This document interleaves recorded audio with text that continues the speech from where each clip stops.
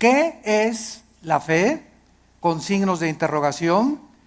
Y vamos a tratar de desarrollar este tema que considero que tal vez es de lo más importante que existe elementalmente en la doctrina cristiana para poder comprender qué es la fe. La diferencia entre creer simplemente o la simpleza de la credulidad y la fe bíblica, que son totalmente opuestos. Dice Hebreos 11:6, pero sin fe es imposible. Esta palabra imposible significa que no existe ninguna otra manera de agradar a Dios. Ya sea que cuando yo obedezco el mandamiento, maridos, amen a vuestra esposa, la amo porque por la fe que Dios me ha puesto y me ha dicho que yo tengo que hacerlo. Si mi motivación no es la fe, no sirvo. Cuando yo doy dinero a la obra de Dios, tiene mi motivación que ser por fe, agradando siempre a Dios. Amo a mi esposa porque quiero agradar a Dios. Amo a mi esposo porque quiero agradar a Dios. Doy porque quiero agradar a Dios. Siempre, siempre la fe tiene que estar detrás de nuestras acciones. Y si la fe no está detrás de nuestras acciones, no estamos agradando a Dios. Es imposible. La palabra imposible, insisto, significa que no hay posibilidad alguna de agradar a Dios de otra manera. Fíjense qué importante es esta conferencia.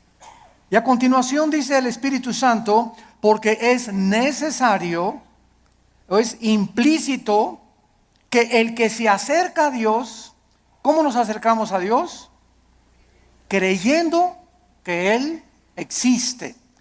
Si tú te pones hoy en la mañana a orar, Señor, te pido por mi hija, mira que tiene 3 días que se fue mi hija. Oh, Señor, no tengo trabajo. ¿Tú crees que te estás acercando a Dios con fe? Bueno, primero tranquilízate, cálmate, tómate un chocho tal vez, ¿verdad? Para que te aplaques.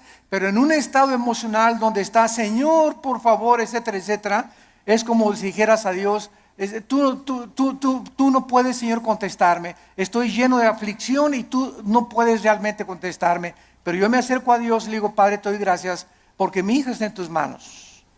Te doy gracias porque el trabajo que tengo por delante está en tus manos.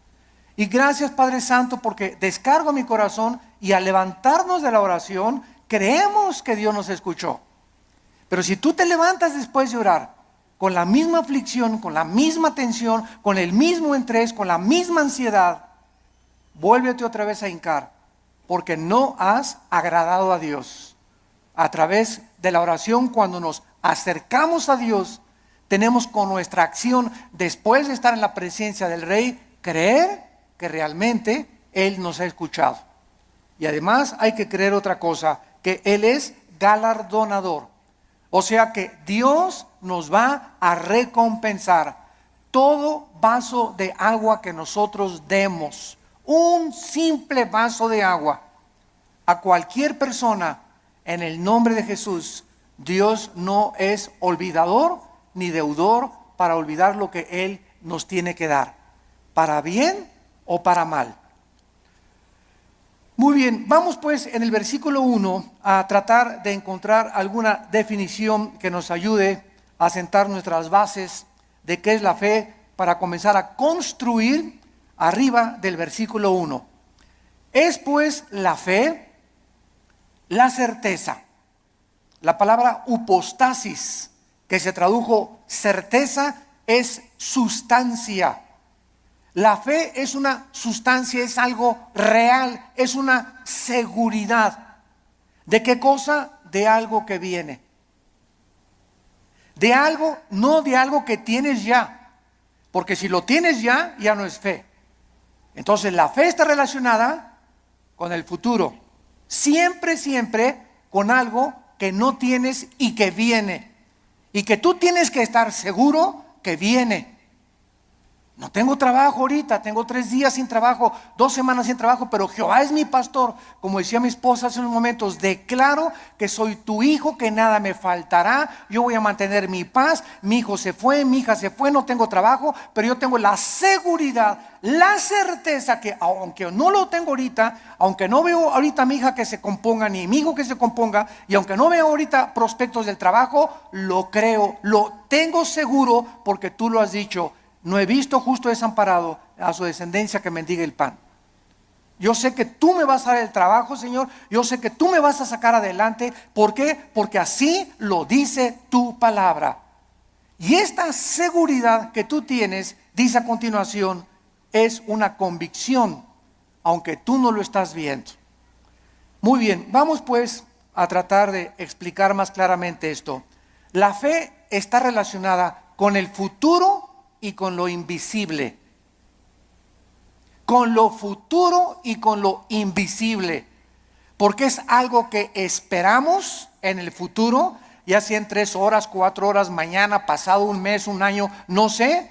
Y al mismo tiempo es algo que no podemos percibir con nuestros 5 sentidos. En el momento en el que nosotros veamos algo, ya no es fe. Porque la fe está relacionada con lo invisible. En el momento que lo veo, ya no es fe. Por eso cuando alguien dice, si yo veo un milagro,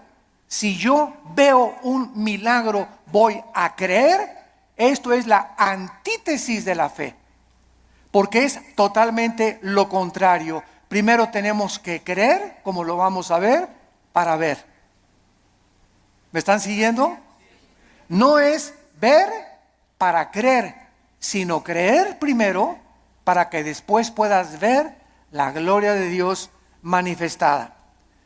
Muy bien, la fe es la certeza, es una seguridad de algo que esperamos y es una convicción de algo que nosotros no vemos. Esta certeza, ¿quién nos las da?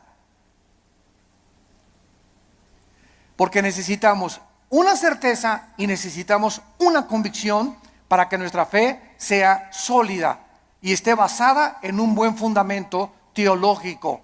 Esta certeza nos la da la Biblia. Porque solo en la Biblia puedes encontrar las promesas que son futuras para nosotros. Dice Dios, si tú siembras escasamente, recoges escasamente. Si tú siembras abundantemente, recoges abundantemente. Si tú amas a tu esposa como Cristo amó la iglesia, no te imaginas las bendiciones que vendrán sobre tu vida. Si tú no amas a tu esposa como te estoy mandando en la palabra de Dios, las promesas mías que te tengo preparadas, no las vas a poder ver. Porque no has creído. Porque para que puedas ver la bendición en tu matrimonio, para que puedas ver la bendición en tu noviazgo, para que puedas ver la bendición económica en tu vida y en tus negocios, antes tienes que creerle a Dios y poner en práctica o en acción lo que Dios dice en su palabra. Y la convicción, ¿quién nos las da? El Espíritu Santo. Entonces tenemos íntimamente relacionadas a la Biblia con el Espíritu Santo. No podemos jamás divorciar al Espíritu Santo de la Biblia, ni la Biblia del Espíritu Santo, porque el Espíritu Santo es el autor de la palabra de Dios. Entonces necesitamos entender que el Espíritu Santo es un espíritu de santidad, ¿verdad? Es el espíritu de verdad, es el consolador. Entonces, si yo tengo el Espíritu Santo y quiero caminar con el Espíritu Santo y Él es santo, ¿podrán caminar dos juntos si no estuvieran de acuerdo? No, ¿verdad? Para que yo camine con el Espíritu Santo, tiene que haber santidad en mi vida, porque Él es santo y me toma de la mano. Pero el momento en el que yo camino sin santidad o comienzo a caminar en pecado en la vida, inmediatamente rompo mi comunión con el Espíritu Santo. Me suelta, es tan sensible como una paloma el Espíritu Santo. Inmediatamente vuela, no se hace a un lado y me encuentro caminando yo creyendo que Dios está conmigo, creyendo que el Espíritu Santo está conmigo, y estoy caminando en la carne. Es lo que se llama caminar en la carne. Y la carne es muy consagrada, ¿eh? La carne es muy religiosa. La carne adora a Dios y por acá y por allá, y sin embargo podemos hacer muchas cosas sin la ayuda de Dios en nuestra vida. Muy bien, veamos ahora que entonces la fe está relacionada con dos realidades eternas e invisibles, con Dios y su palabra. La verdadera fe bíblica está limitada a la Biblia. En otras palabras, hace algún tiempo recuerdo que unas personas me dijeron: Armando, ¿por qué eres tan incrédulo? ¿Por qué no crees que el orito que está cayendo del cielo lo manda Dios y las piedras preciosas que están cayendo en nuestra iglesia son de Dios? Y yo les contesté sencillamente: porque Dios no me manda a creer eso. Yo creo lo que la Biblia dice, pero el hecho de creer cualquier fenómeno o cualquier acción, aunque sea milagrosa, no implica que sea de Dios. Porque el diablo puede hacer fenómenos y puede hacer milagros también. Entonces no me pueden nadie catalogar, ni tampoco a ti clasificarte como que eres un incrédulo y no lo crees. Claro que lo creo, pero si está en la palabra de Dios. Pero si yo encuentro en Proverbios capítulo 2 que la Biblia me manda y me dice que busque la sabiduría y no las piedras preciosas y no el oro, ¿qué me está diciendo el Espíritu Santo con estas experiencias que se están manifestando en muchas iglesias? Que estas iglesias están tanto en la carne, que está ahora siendo engañadas. Pues quieren eso, quieren circo, maroma y teatro, quieren ver milagros, pues eso les voy a dar, como hizo Dios con los judíos en el desierto. ¿Quieren comida? Pues se las voy a dar hasta que les llegue hasta aquí. Y los atascó de codornices hasta que los volvieron al estómago. Este es un juicio de Dios. ¿Por qué? Porque Dios nos busca que busquemos sabiduría y que no busquemos, ¿verdad?, las cosas que está cayendo ahorita del cielo. Y mira, hermano, le digo, es más diamantina que nada, hombre, estás menso. La fe está relacionada, está íntimamente ligada a la Biblia. Nuestra fe no es un trapo ungido. Hermano, voy a ir al río del Jordán, y cuando vaya a Israel voy a meter una botellita el agua del Jordán y me la voy a traer y me la voy a echar cuando esté enfermo. O la voy a poner ahí, le voy a ya casi una veladora. Voy a traer agua del Jordán y me voy a bautizar del río Jordán. El agua del río del Jordán y el agua del río Bravo y el agua del río Nilo y el agua del río Támesis en Inglaterra es exactamente igual. El río Jordán no tiene propiedades milagrosas. Es el agua de un río donde hace 2000 años el Señor Jesucristo fue bautizado, pero el agua no tiene nada de milagroso. El río es como cualquier otro río, y el hecho que Jesús y el Bautista hayan bautizado ahí no significa que va a ser agua milagrosa. Estamos retrocediendo otra vez a Roma, a la agua bendita. Antes entraba a la iglesia y le metía la mano y me hacía por mí que agua bendita, porque le hicieron así y le atribuían propiedades milagrosas. Esto se llama hechicería. Esto es vulgar hechicería, atribuirle a un objeto, a agua, trapitos o cualquier cosa, poderes milagrosos. Esto es hechicería. Los brujos usan cosas y collares y amuletos, talismanes, patas de conejo. Todo eso está relacionado con el mundo del ocultismo, no con la Biblia. Y les hablo tan claro como el azul del cielo hoy en la mañana, sin tapujos y derecho y a la yugular. Ya no podemos andar con rodeos. Ya no podemos andar diciendo que tenemos que hablar al pan pan y al vino vino. Tú tienes que entender ya claramente qué es la fe. Y ya no estar poniendo un objeto como hace algún tiempo. Me vende un trapito y ahí va la gente y compra el trapito ungido. O te mando este anillo que lo compré en Jerusalén. O este collar que tiene propiedades y porque este predicador en tal parte lo anunció, y van y lo compran y se lo cuelgan y le atribuyen propiedades milagrosas, o ponen el trapito debajo de la almohada y se les va a quitar el dolor de cabeza, o va a traer que la maldición se va a ir de su casa. Todo eso está relacionado con el mundo de la hechicería. Eso ya no es fe. Y esa hechicería está entrando a las iglesias cristianas. ¿Por qué? Bueno, hace 2000 años en la iglesia de Gálatas, en Gálatas 5, versículo 1, el apóstol Pablo, si alguien no lo cree, les dice a los Gálatas, ¿quién los fascinó para no oír la verdad? Y esa palabra fascinar en el griego es hechizar.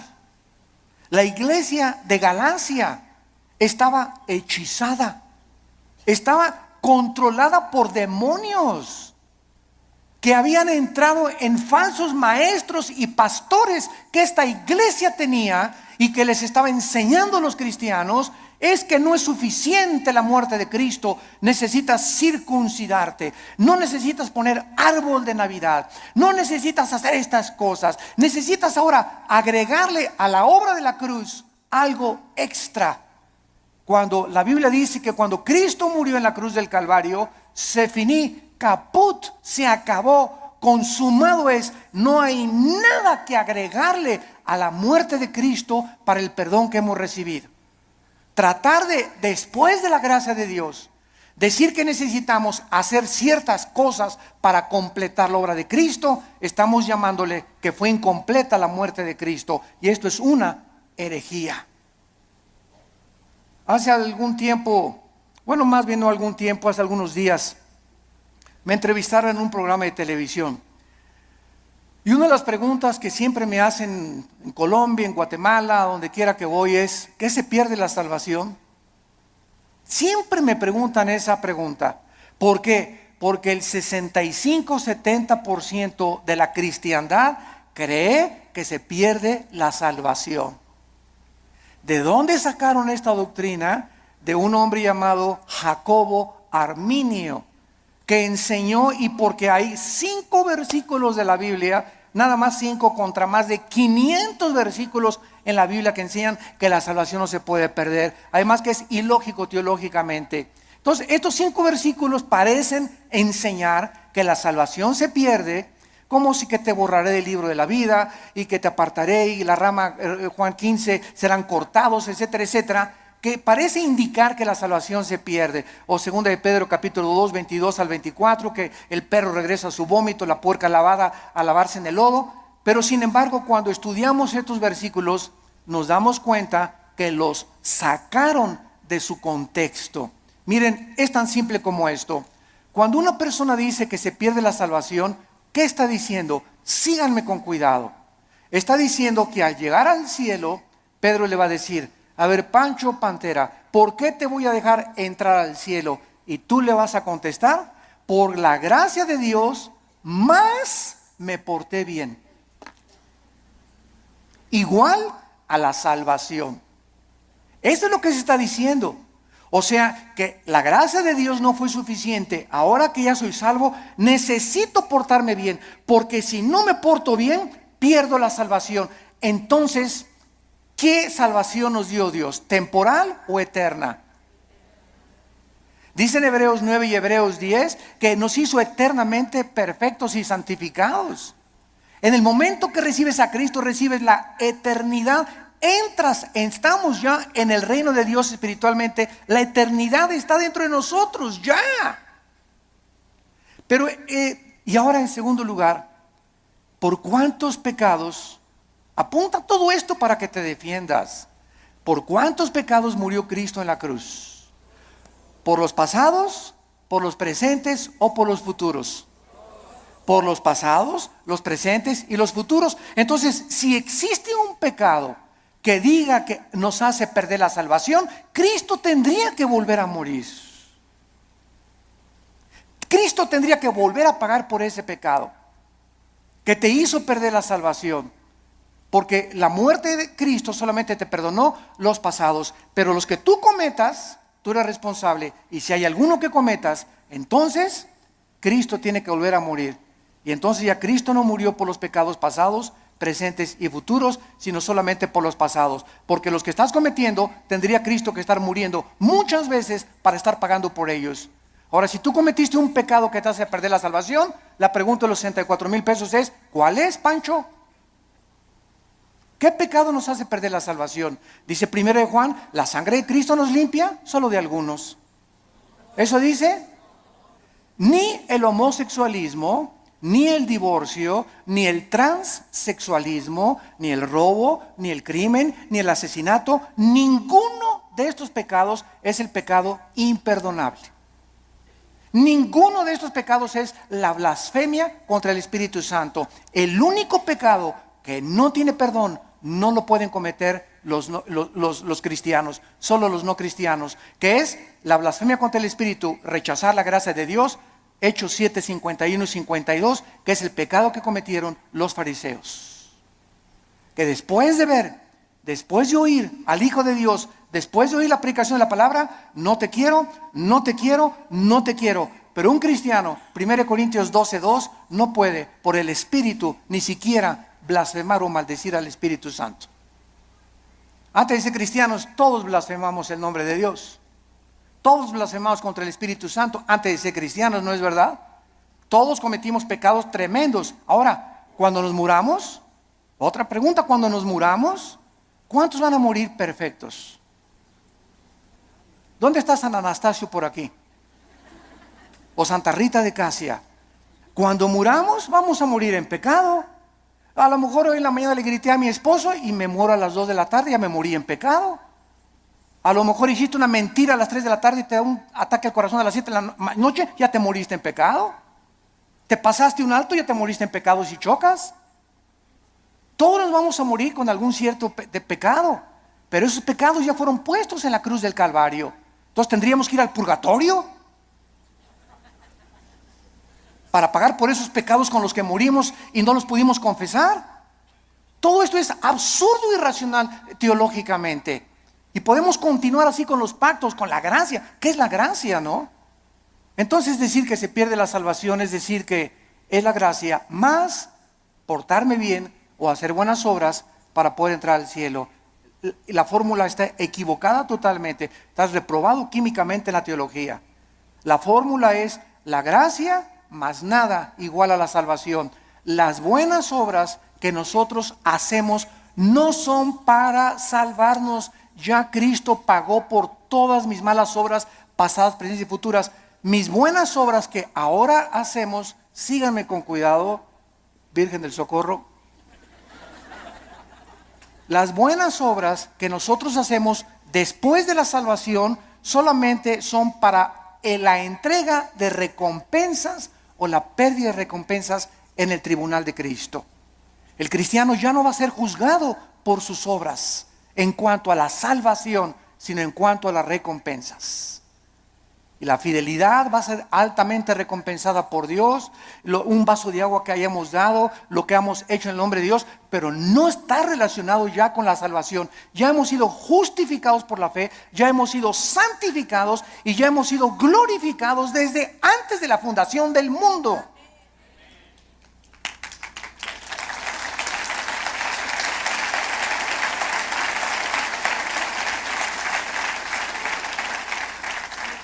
Tenemos que desenterrar otra vez la doctrina de la salvación en el siglo XXI y volverla a enseñar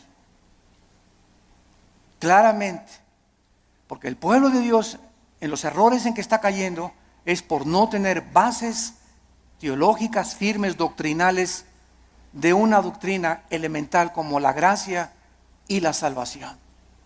Y por todos lados, porque todo el mundo lo cree, yo también lo creo. Demuéstramelo con la Biblia. Y lo voy a creer entonces. Pero no voy a creer que porque todos creen que se pierde la salvación, yo voy a creer que se pierde la salvación. Yo te lo demuestro y se los dije en la televisión, tenemos el debate con el que quiera y se lo demostramos, ¿verdad? Que es absurdo seguir creyendo que se pierde la salvación.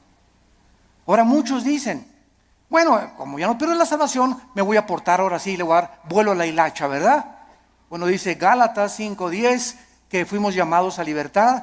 Solamente que no usemos la libertad como ocasión para la carne. La persona que dice eso, con que no puedo perder la salvación, puedo hacer lo que quiera, no es salvo. No es salvo.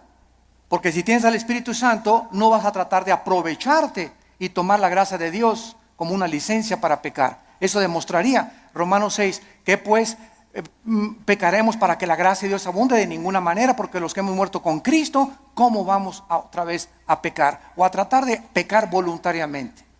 Ya demostraría que ni siquiera tenemos la salvación. Bueno, esto es importante en relación con la fe. Y vamos a ver ahora algunos ejemplos de la fe en algunos versículos en el Antiguo y en el Nuevo Testamento.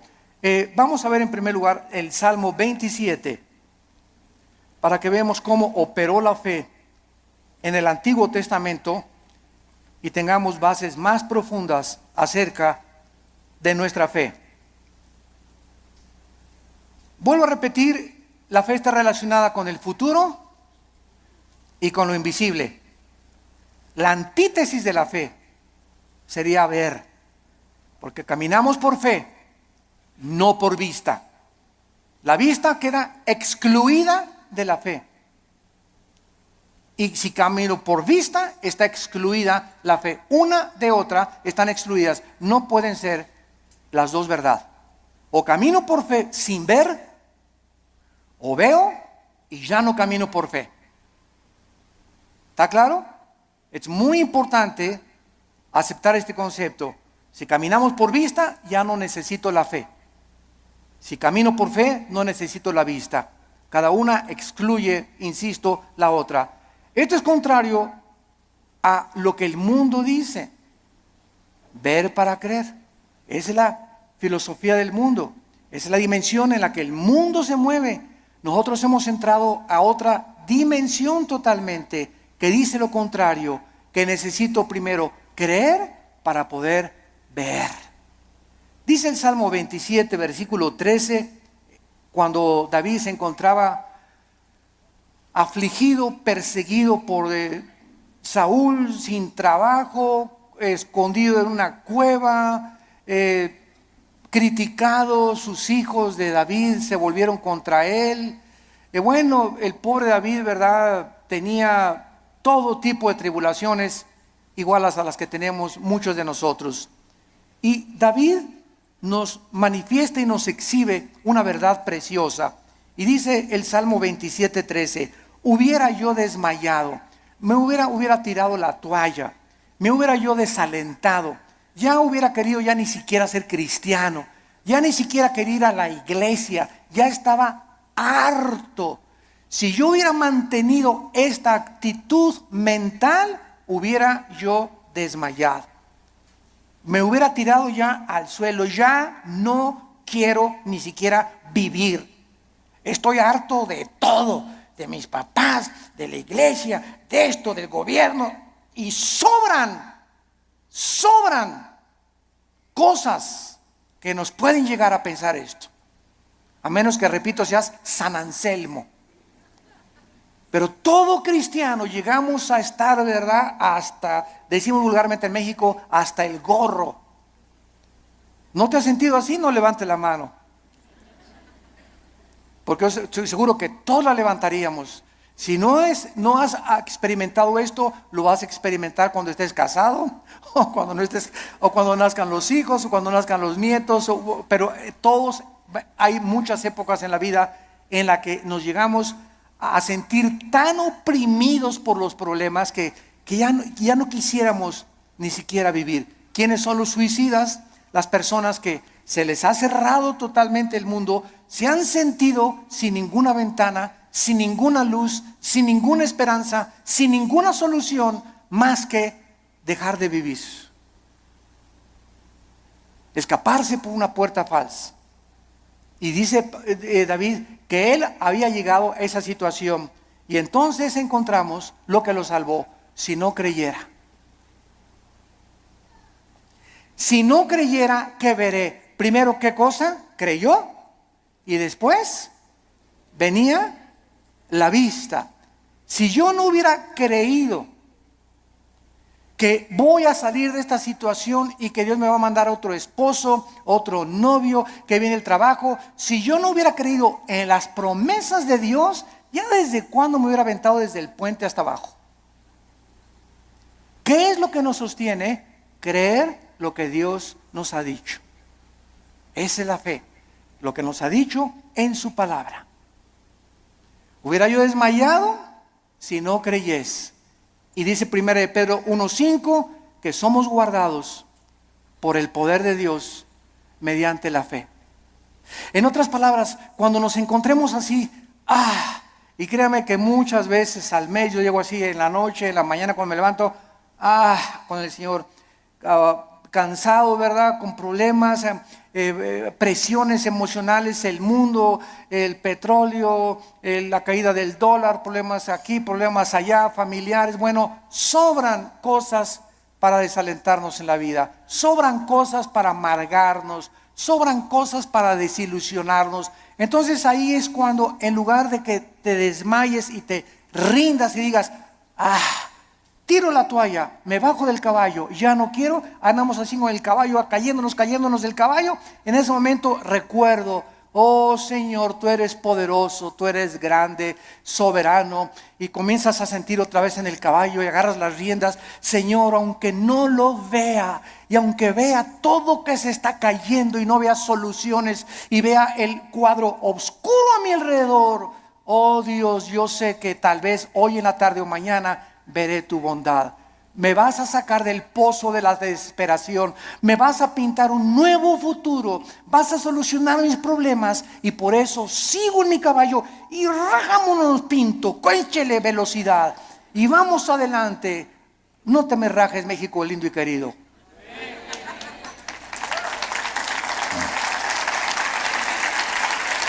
No nos echemos para atrás. Vamos 2-0. Puro gringote de 1.90, 1.95. No, ya no la hacemos. ¿Cómo que no la hacemos? ¿Cómo que no? Ándele, ¿cómo que no la hacemos? Y eso de veras nos infunde ánimo. Porque es un cuadro físico de lo que espiritualmente debemos hacer nosotros. Crecernos al castigo. Ya no hay trabajo. Y nadie me quiere. Y me dicen risitos de oro, pero tengo nariz de corcholata. ¿Sabes una cosa?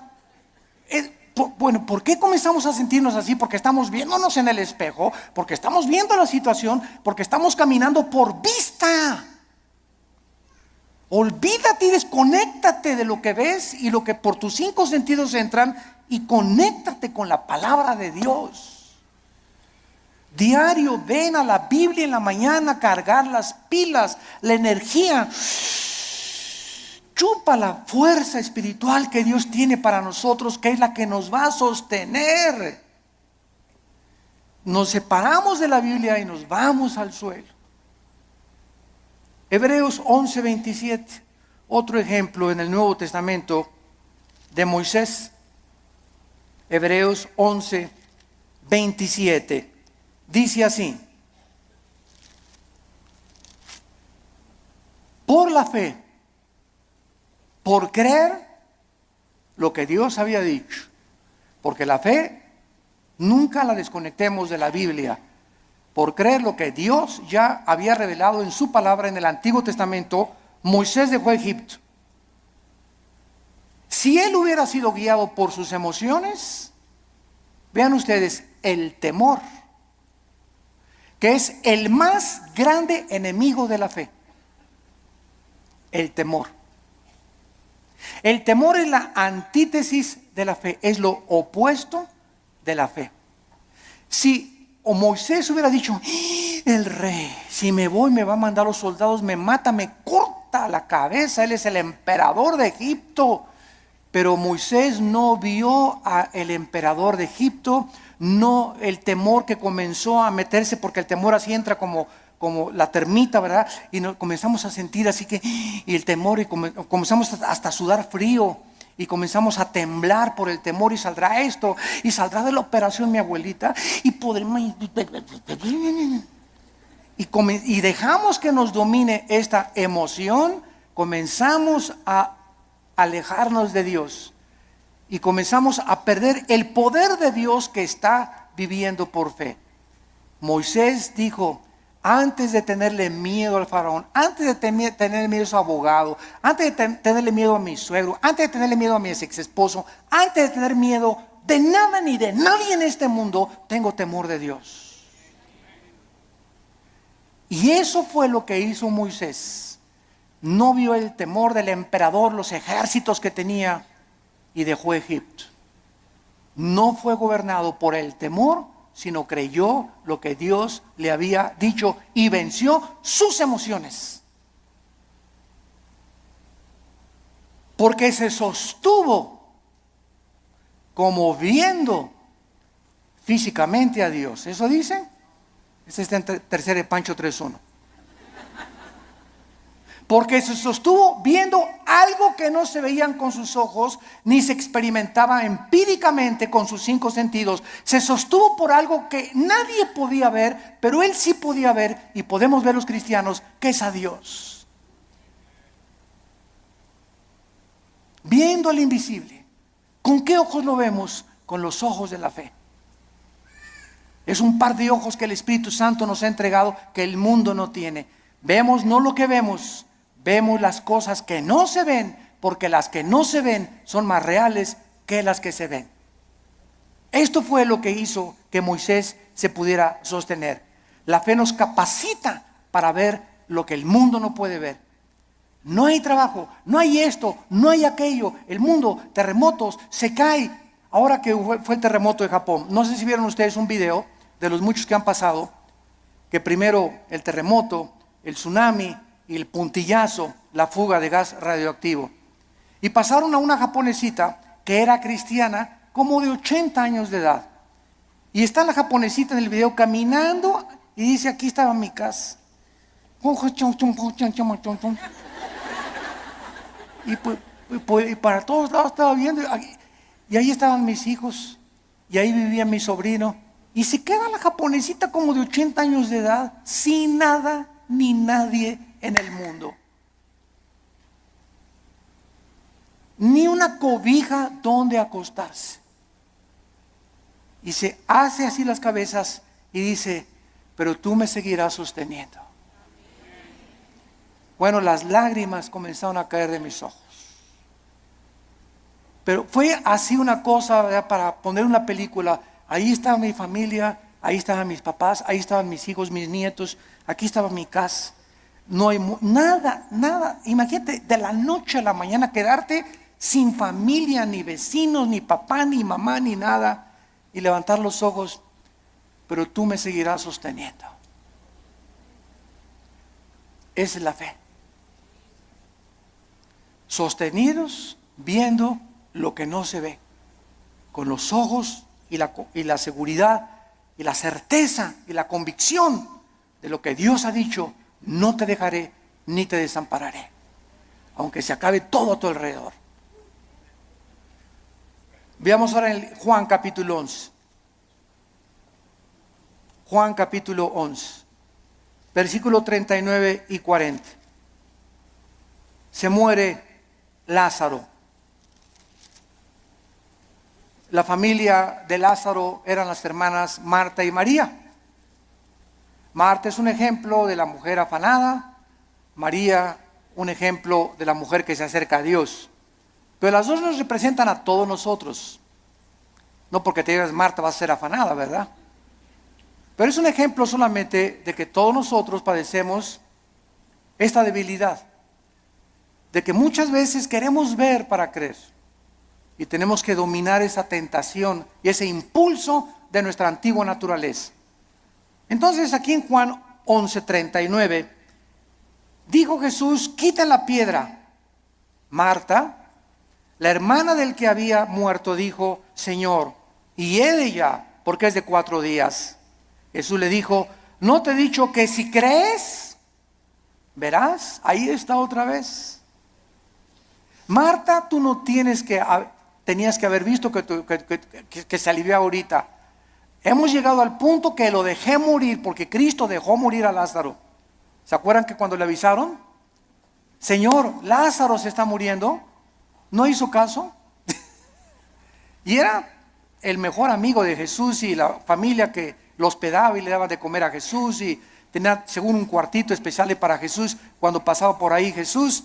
Y no hizo caso Jesús, y Lázaro se murió. Y ya que tenían 3 días, Jesús dice a los discípulos: vamos a donde está Lázaro. Y ahora sí, como decimos en México, ¿ya para qué? ¿Ya para qué? ¿Ya para qué? Pues ¿cómo que ya para qué? Pues eso decimos nosotros, pero no lo dice Jesús ni Dios tampoco. Y llega Jesús, los discípulos: ¿ya para qué, Señor? ¿Ya para qué? Ya pierdes tu tiempo. Y es que todo, dice Cristo, lo hice llegar a este punto, y te estoy haciendo llegar a este punto donde pierdas tu trabajo, donde tengas esa enfermedad, donde pases esto. Estoy llevando las cosas al extremo para que cuando estén en el extremo, ahí pueda yo ser grandemente glorificado por tu vida. Yo cuántas personas he visto que se enferman de cáncer y que son sanadas y que dicen: Dios mío, hasta los médicos, pero esto es un milagro. Pero si no hubiera sido esa enfermedad, no hubiera sido glorificado Dios. Si no hubieras perdido tu trabajo y un trabajo te viene milagrosamente, ¿cómo podrías decir: Señor, solo tú pudiste haberme dado este trabajo? Fue un milagro. Así como ayer la selección mexicana fue un milagro que ganara. Pero aquí no se mete, ¿verdad?, la fe. O sea, 2-0, decimos, ya al 2-0, yo ya iba a pagar la televisión. La neta. Dije, ya, otra goliza. ¿Cómo nos vamos a levantar de un 2-0 con estos gigantones de gringos, verdad? Y cuando viene y te das cuenta, ¿no? Que, caray, digo, lo que no parece, se puede convertir en una realidad. Entonces muchas veces Dios deja que lleguemos a ese 2-0 y que parezca que todo está perdido. No está perdido, porque Él es Dios y Él es alguien que ha dicho: no te dejaré, desampararé, estaré todos los días contigo hasta el fin del mundo.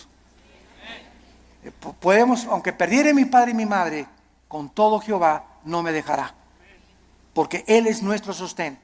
Y le dice Cristo a Marta: si tú crees, vas a ver la gloria de Dios. Tenemos que ver espiritualmente para poder creer. La gloria no puede venir hasta que no creamos. Por ejemplo, en el área económica, en el área matrimonial, en el área de relaciones sociales, en el área de nuestras amistades, en todo esto se cumple primero creer para ver. Dios le dice a los maridos: amen a su esposa. Tú amas a tu esposa sacrificialmente y comienzas a quitar todas las imágenes de otras mujeres de tu vida, etcétera, etcétera, y ve Dios tu fidelidad mental y espiritual, porque los pensamientos no le engañan a Dios. ¿Qué hace Dios cuando un hijo está haciendo lo que la Biblia dice porque quieres agradar a Dios? Te bendice. No te imaginas cómo te bendice. Señor, pero que tú ya tienes 20 kilos de más, Señor. ¿Cómo tú? ¿No puedes cambiar una llanta vieja por una nueva? Como dicen en Guanajuato, ¿verdad? Y sabes una cosa, que cuando estamos casados no es solamente la pasión. La pasión dura la luna de miel 3 o 4 días y dura también en el triunfo del amor. Pero todas esas pasiones que tú ves y esos enganches que se dan esas cosas no duran. Y claro que nos seguimos besando y todo, ¿verdad? Pero entonces ya entras al matrimonio y ya entras a un nivel donde no solamente es pura pasión, hay problemas y bajadas, y comienzas a entrar a una madurez donde maduras con tu esposa y te das cuenta que es una relación que tiene que durar toda la vida hasta que la muerte nos separe, porque está basada en un cordón de 3 dobleces, que es Jesucristo.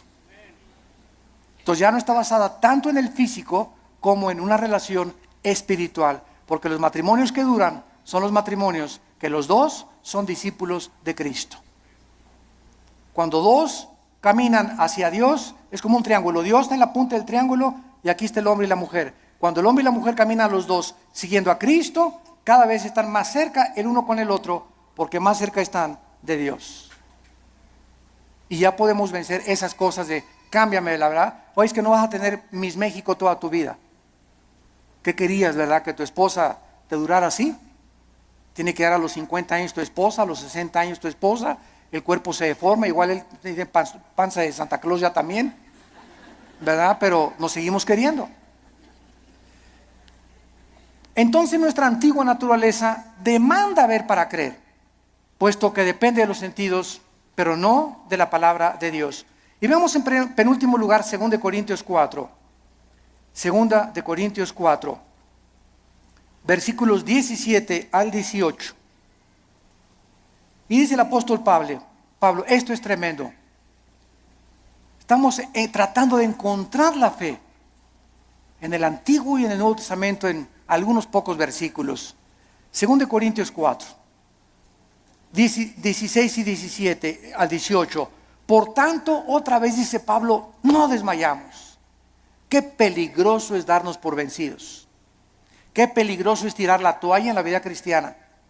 Qué peligroso es desesperarnos. Qué peligrosísimo es desanimarnos. Qué peligroso es. Porque cuando un cristiano es animado, se te viene una horda de demonios que van a agravar tu situación. Se va a convertir en una cosa crónica en tu mente. Vas a comenzar a sufrir unas depresiones. Las personas que sufren de depresión continua, todos somos deprimidos de vez en cuando.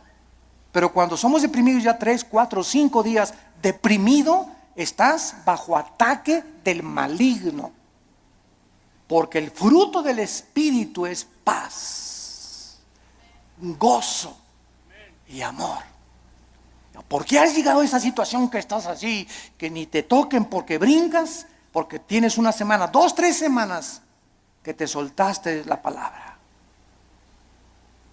Y comienzas a desmayar porque no estás aferrado a la palabra de vida. Por tanto, no desmayamos, dice el apóstol Pablo.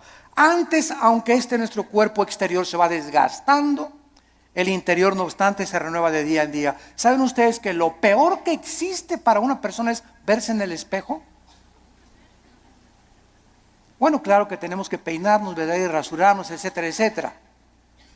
Pero cuando ves, ya tengo 50 años, viejito, ya. No, ya tengo 70, ya para qué, ya voy de salida. ¿Cómo que vas de salida a los 70 años? Ya tengo 80, ya voy de salida, ya para qué. ¿Cómo que vas de 80? A los 80 años Moisés fue llamado por Dios. A los 80 años Caleb le dijo a Josué, dame más montañas para conquistar. Cuando comenzamos a vernos físicamente, no, pues es que dice que a los 60, a los 70 se deteriora el cuerpo. Eso dice la ciencia, pero dice uno de los salmos que cuando nosotros confiamos en Dios, seremos fructíferos como las palmeras, tendremos fuerzas como las del búfalo y creceremos como los cedros del Líbano para continuar anunciando la justicia de Dios. ¡Qué viejo ni qué viejo! Dejemos que nuestro cuerpo se siga desgastando. Yo les he hablado tantas veces de nuestra abuela materna que murió hace algún tiempo, de 97 años de edad. Mi abuelita, 97 años de edad, no usaba bastón. Nunca se convirtió a los casi 80 años de edad, después de haber sido 30 años presidenta de la Acción Católica de México. A los 80 años de edad, vivió todavía 17 años más a los 97 en sus 5 sentidos. Y se levantaba a las 7 de la mañana, se emperifollaba y se ponía su loción Sanborns, se cubría todo, ¿verdad? Y caminaba, era la loción famosa en aquel tiempo, ¿verdad? Y la más barata también. Y estaba a los estudios y la llevaba a los estudios en la mañana y en la tarde. ¿Ahora dónde vamos, hijito? Me decía a las 5 o 6 de la tarde el domingo. Le digo, abuelita, tú a tu casa y yo a la mía, le decía. Porque todavía traía cuerda a los 95, 96 años, traía cuerda todavía. Porque, a ver, y vamos a ver una película mejor de Walt Disney, ¿no? Y llévame a cenar. Abuelita, que me desgastas, abuelita, me debes más de 50 años de edad. Pero ¿qué era lo que la sostenía ella? Y que nunca, siempre el gozo, siempre contenta, ¿verdad? Regañando a todos y por aquí y por allá. Se parece mucho a mi mamá, ahorita ustedes la conocen, a la general, a mi mamá, ¿verdad? Sobre todo los que van a Liti. Pero esa es energía que necesitamos tener. Y no estar, ya tengo, cacle. El interior se va renovando. Y este cuerpo corrupto vas a echar a los gusanos y al panteón y vamos a resucitar. Así como una semilla contiene un árbol y fruto y ramas, esa semilla, ahí está todo. Así cuando se siembra va a resucitar en un cuerpo glorificado. Y nos vamos a ver, y cuál cacle ni cake nada, ¿verdad? Sino que tenemos que mantener esa energía y esas fuerzas, esas ganas para vivir para Dios. Porque los que se mueren pronto son los que no tienen ganas de vivir para Dios. Ya, para que ya yo llegué, ya voy de salida. Tienes que hablarle a tus nietos y tienes que hablarle a tus viejitas y tienes que ir a los asilos a predicar. No te encierres nada más, cacle. Nada, hay mucho que hacer todavía. La energía la tenemos por dentro. Y olvídate por afuera, no te veas en el espejo. Ve lo que Dios está haciendo internamente con tu alma. Dice Pablo, porque esta leve tribulación momentánea, miren nada más cómo considera Pablo la vida. En primer lugar, los problemas, las aflicciones y los sufrimientos son leves. Dice Pablo, es como si un mosquito me hubiera picado. Todo lo que he sufrido, las pedradas, la persecución, me arrastraron, mis hijos me dejaron, a mi esposa las violaron, fui castigado por Dios. David y Pablo, todo lo que sufrió y lo encerraron en la cárcel, todo ha sido leve y además temporal, momentáneo, porque Pablo no veía y como un perro, pobre de mí, ya no me quieren ni mis nietos, se acuerdan de mí, ya nadie me quiere. Y comienza a ser como un perro ahí en el rincón y lamiendo tus heridas y compadeciéndote, y esa autolástima que va a hacer que te hundas y te pintes más rápido. Que te vayas, más rápido. A veces me olvida que no estoy con los jóvenes. Es leve y es temporal. Produce en nosotros un cada vez más excelente peso de eterna gloria. No mirando las cosas que se ven. No mirando las cosas que se ven. Ahí está otra vez la fe. Si miran las cosas que se ven, nos desmayamos, nos desanimamos, nos hundimos. Miremos las promesas de Dios, sino las que no se ven, porque las que se ven son temporales, pero las que no se ven son eternas. Gracias por tu palabra, Señor. Señor, gracias por alimentarnos, edificarnos, animarnos con tu palabra. Gracias por aclararnos tantos conceptos que están siendo atacados. Estamos siendo invadidos por doctrinas extrañas que se han acabado aceptando como si fueran la verdad. Regresemos a la Biblia. Volvamos otra vez a abrir las páginas santas de la Biblia para que el Espíritu Santo alumbre nuestro entendimiento y podamos ver la gloria de Dios en la faz de su Hijo Jesucristo. Gracias porque sin esta fe, sin creer en lo que tú nos has dicho, no existe ninguna otra manera en que te podamos agradar. Porque así tú, Señor, lo has determinado.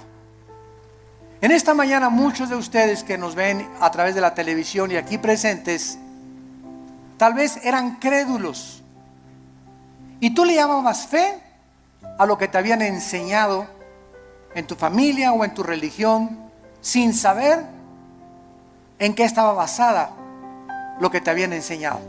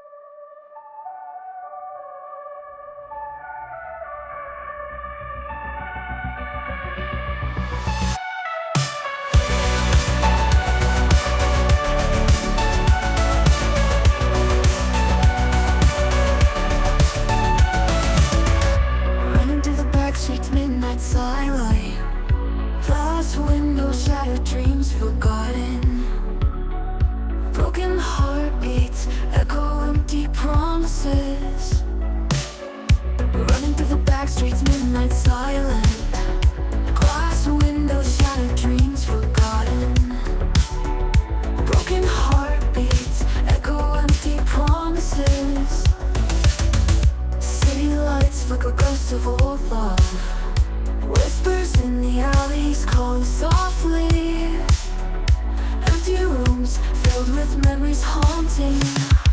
Neon ghosts with electric seas, voices lost in digital dreams. We are remnants of a shattered sky, searching for stars where shadows lie. Under crimson moon, the haunting sigh. Electric echoes never die. Bodies lost in pixel tide.